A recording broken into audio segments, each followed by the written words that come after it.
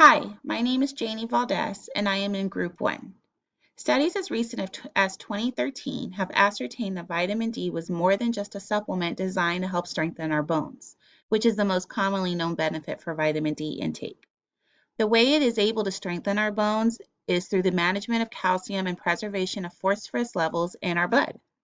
Vitamin D is important for the absorption of calcium in the intestines and assists in retrieving the calcium that would otherwise have been expelled through the kidneys. It has also been attributed to decreasing the risk of getting the flu.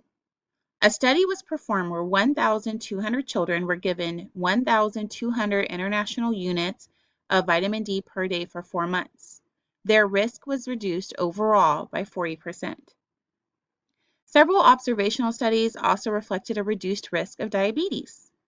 One specific study gave infants 2,000 international units of vitamin D per day, and results showed an 88% lower risk of the developmental of type 1 diabetes by the time that they were 32. One of the largest claims previously made regarding vitamin D intake was its ability to help prevent cancer. The claims were exposed in an article written by Dr. Denise Webb. The study showed that vitamin D was vital to regulating cell growth and for the encouragement of cell-to-cell communication. Some studies reflected that it was calcitriol, which is an active form of vitamin D, that could bring a reduction in the progression of cancer.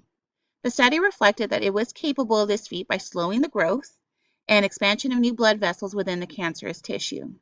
It also reflected that cancer cell death was increased with vitamin D intake and that the vitamin also reduced cell proliferation and metastasis. According to Nature.com, cell proliferation is the process that results in an increase of the number of cells and is defined by the balance between cell divisions and cell loss through cell death or differentiation. Cell proliferation is increased in tumors.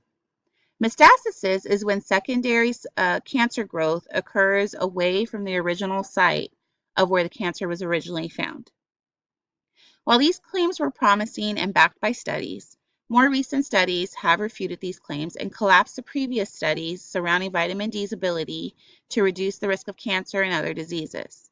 While vitamin D still has its benefits, some of those benefits have been proven not to be as substantiated as they once were.